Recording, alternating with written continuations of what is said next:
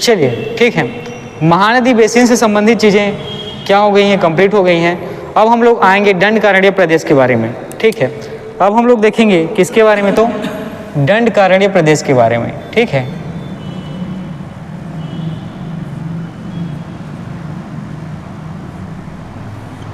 ठीक है, तो दंडकारण्य प्रदेश का आपको विस्तार या फैलाव देखने को मिलता है। ये देखने को मिलता है पूरे बस्तर संभाग के अंतर्गत जितने भी समस्त जिले हैं, है ना, उसके अंतर्गत इसका फैलाव आपको देखने को मिलेगा। अब चलिए डायग्राम हम लोग यहाँ पे ड्रॉ करते हैं और देखते हैं जो आपका दंडकारण्य प्रदेश का डायग्राम जो है किस तरीके से बनता है। तो देखिए मैंने जो लास्ट टाइम है ना जो सकरा पार का मैदान बनाया था, ठीक है, महासमुंद का ठीक नीचे वाला धमतरी है ना, गरियाबंद, ठीक है, इस इलाके से हम इसको क्या करते हैं, आगे बढ़ाने की कोशिश करते हैं। और देखिएगा ये फिगर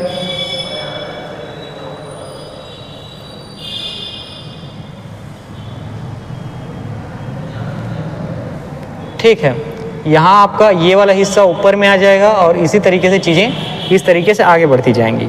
ठीक है, तो यहाँ पर देखिए ये जो है केशकाल की घाटी, ठीक है, कौन सा क्षेत्र है, तो ये क्षेत्र है केशकाल की घाटी। ठीक है, बस्तर संभाग में कौन सा जिला याद रखेंगे, तो जगदलपुर। ठीक है, कौन से जिले में, तो जगदलपुर। इसके नीचे में आप ठीक आते हैं तो ये देखते हैं विनीता घाटी, है ना, इसके नीचे एरिया में आप आएंगे तो देखेंगे विनीता घाटी के बारे में। ठीक है, अब इस क्षेत्र में आपको बैलाडीला का पहाड़ी देखने को मिलता है। ठीक है, ये क्या है, तो बैलाडीला का पहाड़ी है।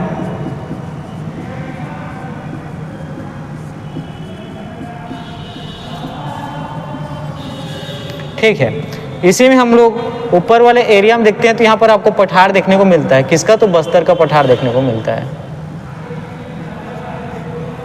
ठीक है, और उसके बाद ये वाला जो एरिया है ये थोड़ा सा आपको मैदानी एरिया दिखेगा। ठीक है, ये जो एरिया है ये आपको क्या देखने को मिलता है, मैदानी एरिया देखने को मिलता है, क्योंकि इसके इस तरफ जो है आपको महाराष्ट्र, है ना, कौन सा राज्य है, तो महाराष्ट्र राज्य से क्या होता है, सटा वाला हिस्सा रहता है। तो यहाँ पर आपको बस्तर का मैदान देखने को मिलता है। ठीक, बस्तर का मैदानी भाग देखने को मिलता है। ठीक है, ये चीज़ें इतनी हो गई। अब देखते हैं इसमें कुछ और चीज़ें होंगी जिसको क्या शामिल किया जाए।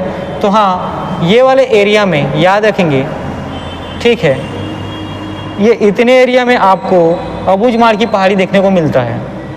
ठीक है, तो देखिएगा ये थोड़ा सा ऊपर चला गया, है ना।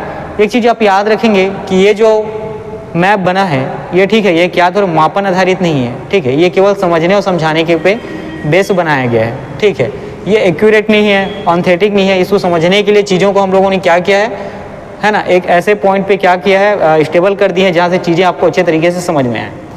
तो बस्तर का पठार यहाँ पे देख लिया, इसके ऊपर में आप लोगों का देखने का अबूझमाड़ की पहाड़ी देखने को मिलता है। ठीक है, अबूझमाड़ की पहाड़ी का क्षेत्र आपको देखने को मिलता है। ठीक है, और ये कौन सी जिले के अंतर्गत आता है, तो याद रखेंगे नारायणपुर में देखने को मिलता है आपको अबूझमाड़ की पहाड़ी। ठीक है, कहाँ, तो अबूझमाड़ की पहाड़ी। चलिए इसी में आगे बढ़ते हैं और इतनी सारी चीज़ों को हम लोग पढ़ेंगे। साथ ही आपको इसी क्षेत्र में, है ना, इसके ठीक ऊपर में कोटरी का बेसिन भी देखने को मिलता है। ठीक है, कौन सी नदी का, तो कोटरी नदी बेसिन क्षेत्र भी देखने को मिलता है।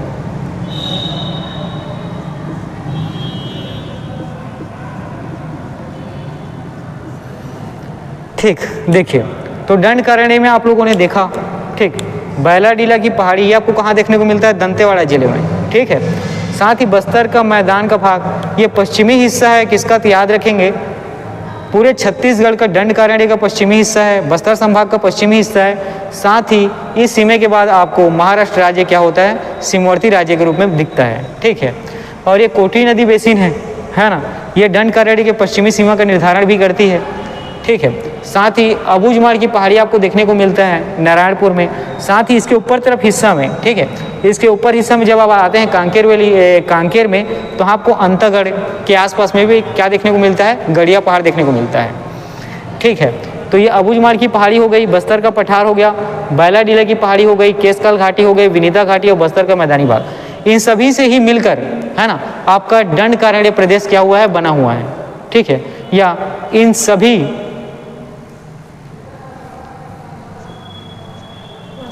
जी नमस्ते मैम, चलिए, है ना, अब इसमें हम लोग देखते हैं पहले बैलाडीला के पहाड़ी को। ठीक है, सबसे पहले हम लोग देखते हैं बैलाडीला के पहाड़ी को, है ना, ये वाले क्षेत्र के बारे में पहले अध्ययन करते हैं।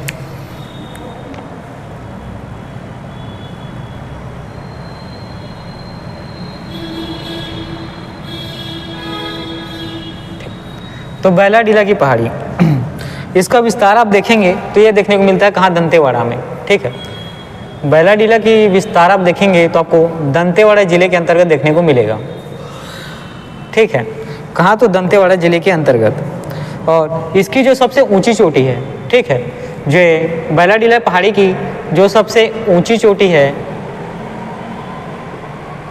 इसका नाम है नंदीराज। क्या नाम है, तो याद रखेंगे नंदीराज। ठीक है, क्या नाम है, तो आपको याद रखना है नंदीराज, और साथ ही इसी को नंदराज भी कहते हैं। ठीक है, क्या कहते हैं, नंदराज। ठीक है, तो बैलाडीला की पहाड़ी में आप लोगों ने जो सबसे ऊंची चोटी देखा उसका नाम है नंदीराज, और नंदीराज को ही नंदराज के नाम से भी जाना जाता है। किसके नाम से, तो नंदराज के नाम से। अब देखिए, इसके ऊंचाई से संबंधित कभी प्रश्न आपसे पूछे जाते हैं पेपर में, या तो प्रश्न आपके डायरेक्ट आते हैं या कभी ऑप्शन में, है ना, जैसे कि इसके पहले हम लोगों ने और कुछ चोटियों के बारे में पढ़ा था, मैकल पर्वत श्रेणी के बारे में पढ़ा था, चांग बखार देवगढ़ की पहाड़ी के बारे में पढ़ा था, है ना, लाफागढ़ की चोटी के बारे में हम लोगों ने पढ़ा था, छुरी मतिरंगा की पहाड़ी के बारे में पढ़ा था। तो उसकी जो ऊंचाई है, इसमें इसका क्रम को पूछा जाता है कभी। ठीक है, चाहे वो घटते क्रम से हो या बढ़ते क्रम से। तो याद रखेंगे नंदीराज या नंदराज चोटी, है ना, जो है सबसे ऊंची चोटी तो है। तो इसकी ऊंचाई कितनी है, तो याद रखेंगे 12-10 मीटर। कितना है, तो 12-10 मीटर। अच्छा, जैसे कि हम लोगों ने थोड़ी देर पहले जब हम महानदी बेसिन को पढ़ रहे थे, तो वहाँ पर जब हम लोगों ने छुरी मतिरंगा की पहाड़ी को पढ़ा, तो वहाँ पर इसका विस्तार आप लोगों ने कहाँ पे देखा था, 3 जिलों में। एक तो कोरबा में, ठीक है, दूसरा सरगुजा में, और तीसरा देखने को मिला था रायगढ़ में। तो पहाड़ी जो है इसका विस्तार तीनों जिलों में था, और तीनों जिलों में जो अलग, है ना, जो हाईएस्ट पॉइंट था उसके बारे में तीनों अलग चोटियों के बारे में पढ़े थे। तो इसका विस्तार में जो देखने को मिलता है आपकी, इसकी जो हाइट देखने को मिलेगी, और इसकी हाइट जहाँ पर जो पिक बिंदु पे होगी, जो सबसे ऊंची होगी, वही क्या होता है, इसका ऊंची चोटी होती है, और इसका नाम है नंदीराज या नंदराज। 12-10 मीटर। कितना, तो 1210 मीटर देखने को मिलता है। साथ ही याद रखेंगे छत्तीसगढ़ की दूसरी सबसे ऊंची चोटी है ना, पूरे छत्तीसगढ़ प्रदेश की दूसरी सबसे ऊंची चोटी है, ये आपको याद रखना है। ठीक है, पूरे छत्तीसगढ़ की दूसरी सबसे ऊंची चोटी है। ठीक है, दूसरी सबसे ऊंची चोटी है। ठीक है, चलिए इसी में आगे बढ़ते हैं, और साथ ही याद रखेंगे जिस तरीके से हम लोग पढ़ते हैं, है ना, कि भारत की सबसे ऊंची चोटी कौन सी है। ठीक है, और उसी को एक अलग हिस्से में हम लोग पढ़ते हैं कि दक्षिण भारत की सबसे ऊंची चोटी कौन सी है। ठीक है, पूरे भारत की सबसे ऊंची चोटी कौन सी है बताइए, है ना, कंचनजंगा। ठीक है, और उसी को पूछा जाता है कि दक्षिण भारत की सबसे ऊंची चोटी कौन सी है, तो वहाँ पर आप लोग नाम बताते हैं दोदा बेटा का। उसी प्रकार छत्तीसगढ़ की जो सबसे ऊंची चोटी है देवगढ़ की पहाड़ी, उसको हम लोगों ने कल पढ़ा हुआ था। और याद रखेंगे जो छत्तीसगढ़ का जो दक्षिणी हिस्सा है, दक्षिण छत्तीसगढ़ की सबसे ऊंची चोटी कौन सी है, तो याद रखना है बैलाडीला की पहाड़ी, है ना। दक्षिण छत्तीसगढ़ की सबसे ऊंची चोटी, ठीक है, दक्षिण छत्तीसगढ़ की सबसे ऊंची चोटी कौन सी है, तो याद रखेंगे यह है नंदीराज, नंदराज, है ना, बैलाडीला की पहाड़ी में अवस्थित है। ठीक है, चलिए और देखते हैं कि ये जो बैलाडीला की पहाड़ी है, इसकी बनावट की संरचना किस प्रकार की है, कौन से शैलों से निर्मित है, किस प्रकार के मिट्टी इसमें पाए जाते हैं, इसका ढलान किस ओर है ना। तो देखिएगा यहाँ आपको आर्कियन और धरवार शैल क्रम देखने को मिलते हैं। ठीक है, तो इसकी बनावट में आपको याद रखना है आर्कियन और धरवार शैल समूह, है ना, से ये क्या होते हैं, निर्मित हैं।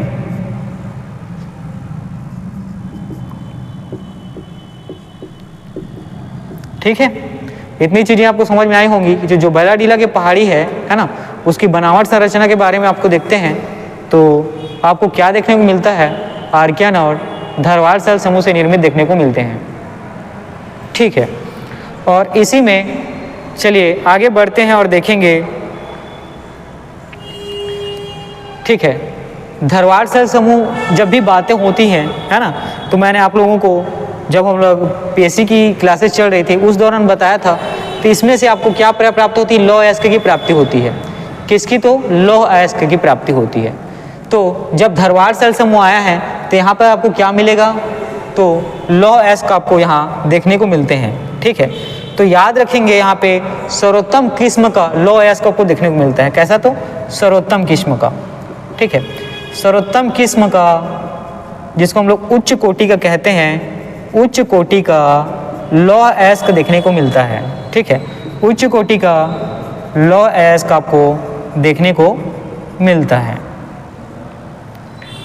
ठीक है, अब देखिए तो बैलाडीले की पहाड़ी से जो लौह अयस्क देखने को आपको मिलता है ये कैसा होता है, उच्च कोटि का होता है। तो उच्च कोटि का सर्वोत्तम किस्म का है, इसका मतलब क्या होगा कि इंडस्ट्रियल एरिया में इसका इस्तेमाल आपको देखने को मिलता है ना। चूँकि लौह आयरन ओर का इस्तेमाल आपको बहुत से फैक्ट्रीज में देखने को मिलते हैं, तो यहाँ जो उच्च किस्म का या सर्वोत्तम किस्म की जो आपको लौह अयस्क प्राप्त होते हैं, इसका जो है खनन किसके द्वारा किया जाता है, तो आपको याद रखना है CMDC और साथ ही NMDC, ये दोनों मिलकर क्या करते हैं, इसका खनन करते हैं।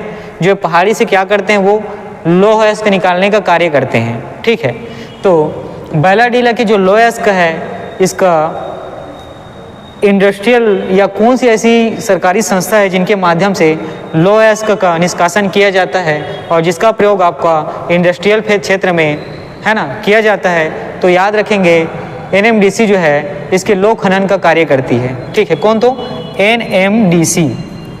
ठीक है, NMDC के द्वारा लौह अयस्क खनन का कार्य किया जाता है।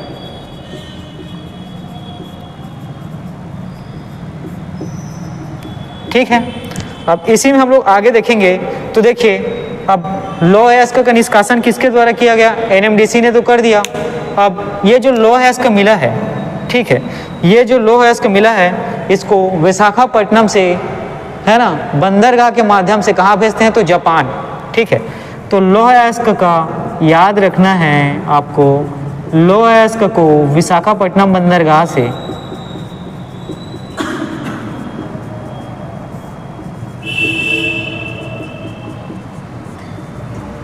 एक, है ना, जो आपका दक्षिण पूर्वी देश है, नाम है याद रखना जापान। ठीक है, कौन सा देश है, तो जापान। इसको क्या किया जाता है, निर्यात किया जाता है। ठीक है, तो इसमें आप लोगों ने देखा कि यहाँ से जो है लौह अयस्क निकाला गया NMDC के द्वारा, और साथ ही उस जो लौह अयस्क है उसका क्या करके खनन करके, है ना, उसका निस्तारण करके उसको विशाखापट्टनम बंदरगाह के माध्यम से, ठीक है, जापान, ठीक है, जापान देश को क्या किया गया, निर्यात किया गया। ठीक है, जापान देश को क्या किया गया, तो निर्यात किया गया। चलिए इसी में आप देखते हैं ये जो सेल है ना, आर्कियन सेल के बारे में मैंने आपको बताया था, ये जो है सबसे प्राचीन सेल है। ठीक है, आर्कियन सेल के बारे में मैंने जैसे आपको बताया था सबसे प्राचीन सेल है, तो याद रखेंगे किससे बना है, तो सबसे पुरातन सेल से बना हुआ है। ठीक है, सबसे पुरातन सेल से ये क्या हुआ है, निर्मित है, बना हुआ है। ठीक है, चलिए आगे बढ़ते हैं और आगे देखते हैं कि एक ही स्थान पर लौह अयस्क का ये जो भंडारण है ना, हो, ठीक है, एक ही स्थान पर लौह अयस्क का ये जो भंडारण है ये एशिया का सबसे बड़ा लौह अयस्क भंडारण है। ठीक है, और याद रखेंगे एक ही स्थान पर, कहाँ, तो एक ही स्थान पर। ठीक है, एक ही स्थान पर लौह अयस्क का ये जो भंडारण है ये जो है एशिया का सबसे बड़ा भंडारण है, याद रखेंगे। ठीक है, एशिया का सबसे बड़ा भंडारण है। ठीक है, एशिया का सबसे बड़ा भंडारण है। ठीक, चलिए इसके बाद हम लोग अगला देखते हैं कांकेर जिले की बात, ठीक है। इसी में अगला जो है हमारा है कि कांकेर जिले में इसका जो विस्तार है उसके बारे में देखते हैं,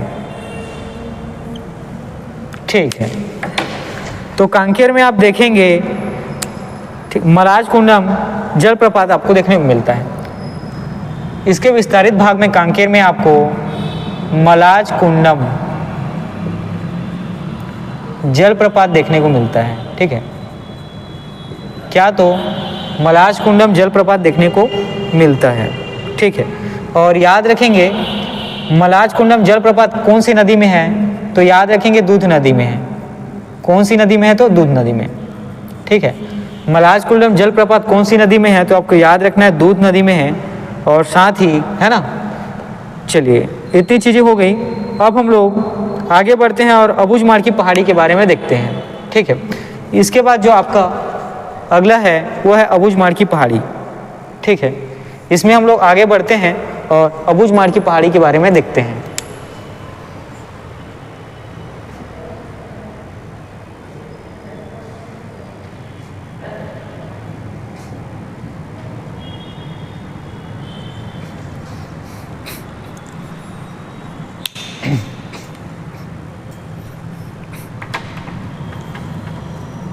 ठीक है, तो अबुझमाड़ की पहाड़ी में आपको याद रखना है कि दंडकारण्य के मध्य पश्चिम भाग में स्थित है, ठीक है। यह जो है दंडकारण्य के मध्य के पश्चिम भाग में स्थित है। अबुझमाड़ पहाड़ी के बारे में आपको याद रखना है दंडकारण्य का, ठीक है, मध्य पश्चिम भाग में स्थित है। कहाँ? तो मध्य पश्चिम भाग में। चलिए, है ना, ये जो दंडकारण्य देख रहे थे अबुझमाड़ की पहाड़ी, तो याद रखना है दंडकारण्य के पश्चिमी के जो मध्य हिस्सा है वहाँ आपको इसका है ना विस्तार देखने को मिलता है। साथ ही इसके उत्तर में आपको याद रखना है कोटरी नदी का मैदान और दक्षिण में इंद्रावती नदी इसका सीमा बनाती है, ठीक है। तो अबुझमाड़ की पहाड़ी के याद रखेंगे उत्तर में, ठीक है, उत्तर दिशा में आपको कोटरी नदी का मैदान देखने को मिलता है। किसका? तो कोटरी नदी का मैदान देखने को मिलता है। साथ ही दक्षिण दिशा में इंद्रावती नदी जो है इसका सीमा बनाती है, ठीक। दक्षिण दिशा में इंद्रावती नदी जो है इसका सीमा बनाती है। इन चीज़ों को भी आपको याद रखना है, ठीक। तो आप लोगों ने अबुझमाड़ की पहाड़ी का जो उत्तर है उसको देखा, तो उत्तर दिशा में आपको कोटरी नदी का मैदान देखने को मिलता है और दक्षिण में इंद्रावती नदी की सीमा आपको देखने को मिलती है, ठीक है। और अबुझमाड़ी पहाड़ी का जो शाब्दिक अर्थ होता है, ठीक है, अबुझमाड़ी पहाड़ी का जो शाब्दिक अर्थ होता है ये होता है, ठीक है, अबुझमाड़ मतलब अज्ञात या अनजान पर्वतीय क्षेत्र। अबुझ है ना, अबुझमाड़ का इसका शाब्दिक अर्थ क्या होता है?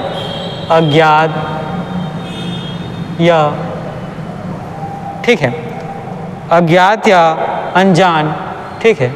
अज्ञात क्या का मतलब ही अज्ञात या अनजान दोनों एक ही तरीके से। अज्ञात मतलब ज्ञात नहीं है और जाना भी नहीं गया है, तो अज्ञात या अनजान है ना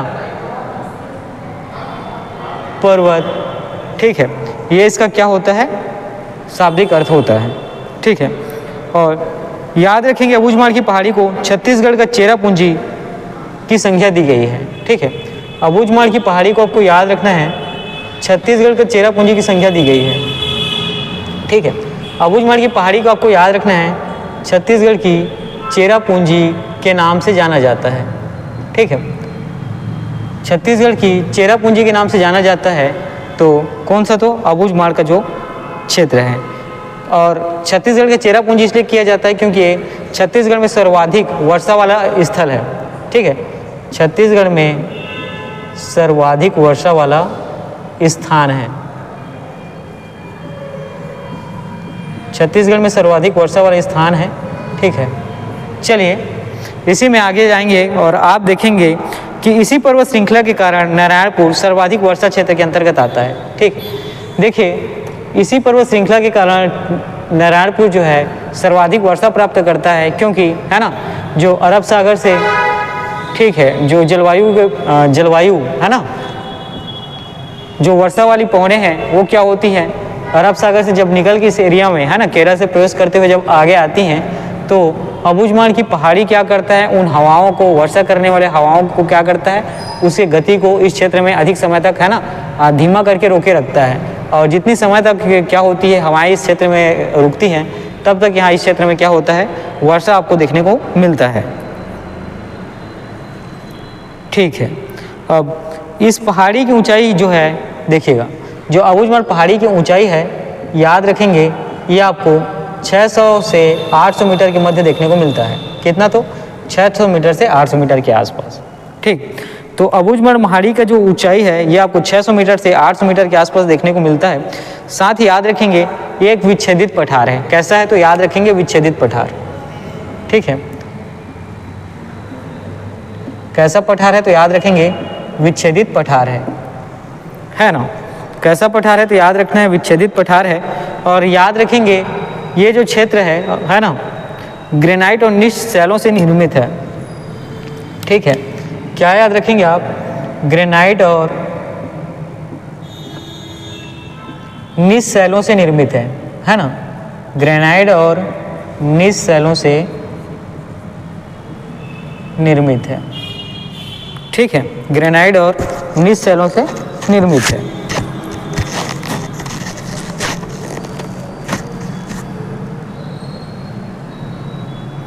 ठीक है, अब इसमें वन क्षेत्र के बारे में देखते हैं, है ना, किसका वन क्षेत्र किस प्रकार का है। तो यहाँ याद रखेंगे सर्वोत्तम किस्म का आपको इस क्षेत्र में, है ना, सौगौन वन देखने को मिलता है। ठीक है, उच्च कोटि का या सर्वोत्तम किस्म का, ठीक है, उच्च कोटि का या सर्वोत्तम किस्म का आपको सौगौन वन, है ना, सागौन वन आपको देखने को मिलता है। ठीक है, सौगौन वन आपको देखने को मिलता है। और कौन सी घाटी में, तो याद रखेंगे खुर्शेल घाटी में। ठीक है, तो वन क्षेत्र में यहाँ पे आप लोगों ने क्या देखा कि सर्वोत्तम किस्म का जो सागौन वन है वो आपको इस क्षेत्र के अंतर्गत देखने को मिलता है ना। और घाटी है जो है खुर्शेल घाटी, और घाटी कौन सी है, तो खुर्शेल घाटी है। ठीक है, और याद रखेंगे यहाँ से जाटलूर नदी क्या होती है, बहती है। ठीक, नदी में आपको याद रखना है जाटलूर नदी जो है यहाँ से क्या होती है, तो बहती है। ठीक, जाटलूर नदी क्या होती है, प्रवाहित होती है। ठीक है, ये सारी चीज़ें हो गई अबुझमाड़ के पहाड़ी के बारे में। ठीक, ये सारी चीज़ें हो गई अबुझमाड़ के पहाड़ी के बारे में। अब इसी में हम लोग आगे देखते हैं केसकल घाटी के बारे में। ठीक है, इसी में हम लोग आगे देखेंगे केसकल घाटी के बारे में। ठीक, इसी में हम लोग आगे देखते हैं किसके बारे में, तो केसकल घाटी के बारे में।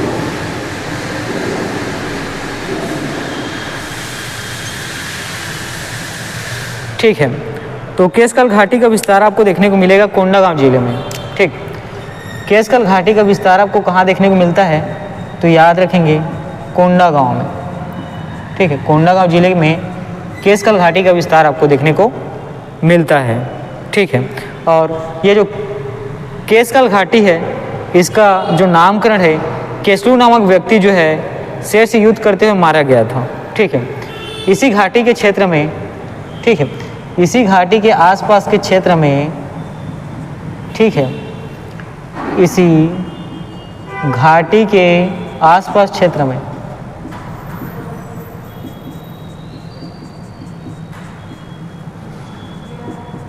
एक व्यक्ति जिसका नाम है केसलू, ये जो है शेर से युद्ध करते हुए, है ना, शेर से लड़ते हुए मारा गया था, और उसी के नाम पर इसका नामकरण हुआ केसकल घाटी।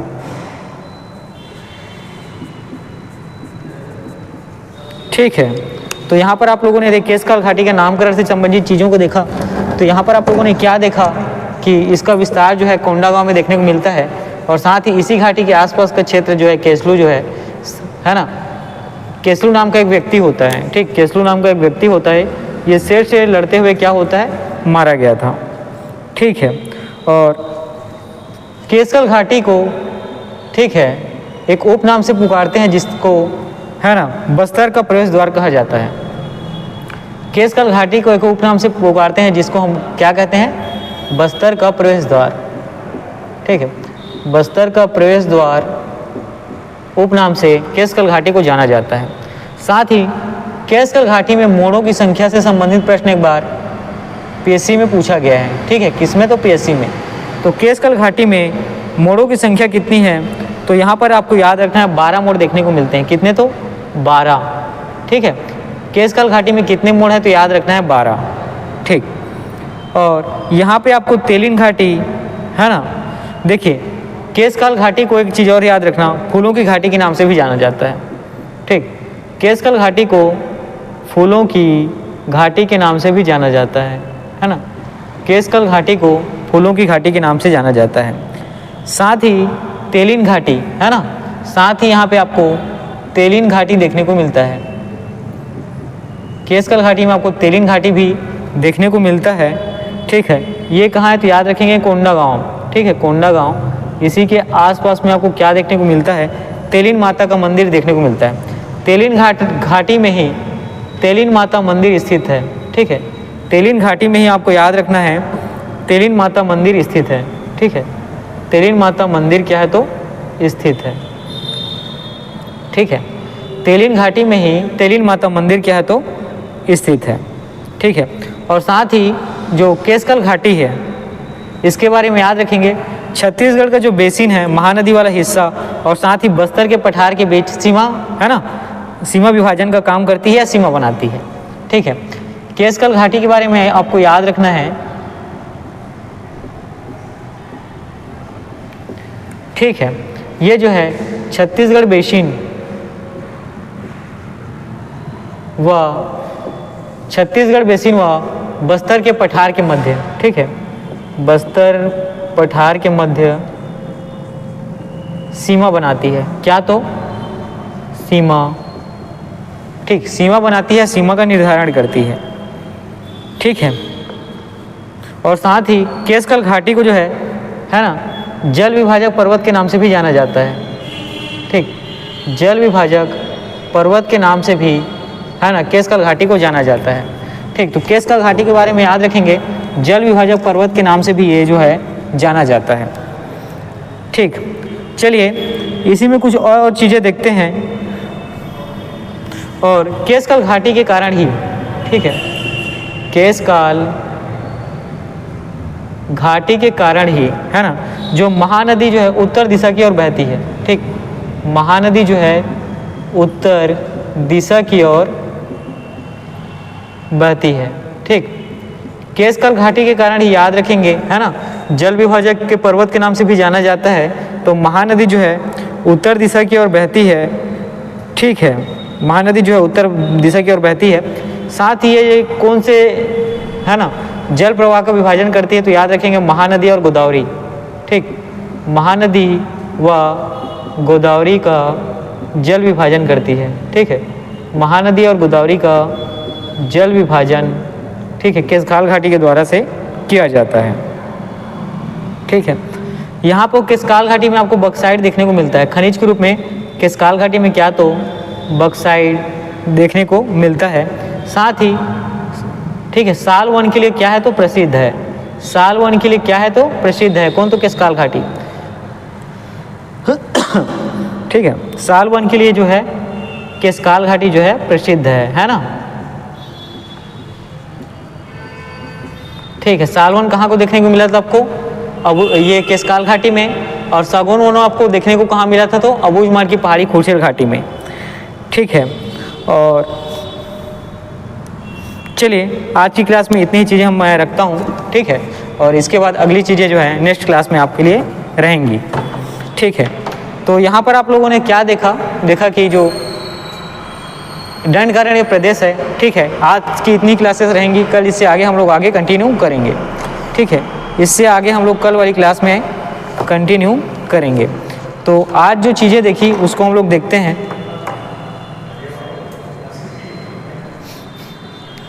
तो दंडकारण्य प्रदेश का ये जो है आपको मैप देखने को मिला। ये कोटरी नदी बेसिन है, अबूझमाड़ का पहाड़ी के क्षेत्र है, बस्तर का पठार का हिस्सा है। यहाँ केशकाल घाटी देखने को मिलता है, नीचे विनीता घाटी देखने को मिलता है। उसके बाद बैलाडीला की पहाड़ी, और ये जो क्षेत्र है बस्तर का जो है मैदानी भाग है। तो बैलाडीला की पहाड़ी का विस्तार आपको दंतेवाड़ा में देखने को मिलता है। साथ ही इसकी ऊंची चोटी याद रखेंगे नंदीराज या नंदराज है। ऊंचाई है 1210 मीटर। छत्तीसगढ़ की दूसरी सबसे ऊंची चोटी है और दक्षिण छत्तीसगढ़ की सबसे है ना और दक्षिण छत्तीसगढ़ की सबसे ऊंची चोटी है कौन, तो याद रखना है बैलाडीली की पहाड़ी। साथ ही आर्कियन और धरवाड़ शैलों से यह निर्मित है। सर्वोत्तम किस्म और उच्च कोटि के लौह अयस्क जो है इसके बनावट के अंतर्गत है ना, इसी के ठीक है आर्कियन और धरवाड़ शैलों से क्या है तो निर्मित है। ठीक, और एनएमडीसी जो है यहाँ लौह अयस्क का खनन का कार्य करती है। लौह अयस्क को जो है प्राप्त होता है उसको विशाखापट्टनम बंदरगाह से जापान को निर्यात किया जाता है। साथ ही याद रखेंगे सबसे पुरातन सेल समूह से निर्मित है। मैंने आपको क्लास में बताया था कि सबसे पुरातन सेल समूह कौन है, सबसे प्राचीन, तो याद रखेंगे आर्कियन। ठीक है, और एक ही स्थान में लौह अयस्क का सर्वाधिक भंडार पूरे एशिया में आपको यहाँ पर प्राप्त होता है। कांकेर में याद रखेंगे कि दूध नदी का उद्गम हुआ है और दूध नदी पर ही मलाज कुंडम जलप्रपात आपको देखने को मिलता है। साथ ही गड़िया पहाड़ भी आपको देखने को मिलता है। ठीक है, साथ ही जो है गड़िया पहाड़ भी आपको ठीक है कांकेर में देखने को मिलता है। चलिए यहाँ पर इस चीज़ को नोट डाउन कर लीजिए आप, गड़िया पहाड़। ठीक है, गड़िया पहाड़ ये आपको कहाँ देखने को मिलता है तो कांकेर में, और इसी पहाड़ में गड़िया महोत्सव मनाया जाता है। ठीक है, इसी पहाड़ में आपको क्या देखने को मिलता है, गड़िया महोत्सव मनाया जाता है। ठीक, तो कांकेर में आप लोगों ने देखा दूध नदी का उद्गम हो, दूध नदी बहती वहाँ से है ना, उद्गम कहाँ से दूध नदी का होता है कांकेर में। और जो मलाज कुंडल जलप्रपात है वो किस में है तो कांकेर में ही है ना, दूध नदी पर स्थित है। और गड़िया पहाड़ आपको देखने को मिलता है कांकेर में। साथ ही गड़िया महोत्सव भी कहाँ मनाया जाता है तो उसी गड़िया पहाड़ में। अबूझमाड़ की पहाड़ी आप लोगों ने देखा कि दंडकरण क्षेत्र के अंतर्गत आता है। साथ ही पश्चिमी मध्य से इस क्षेत्र में देखने को मिलता है। इसके उत्तर में है ना कोठरी का मैदान है, और दक्षिण में आपको जो है इंद्रावती जो है नदी वो क्या करती है, सीमा बनाती है। अबूझमाड़ की पहाड़ी का शाब्दिक अर्थ है अज्ञात या अनजान पर्वत।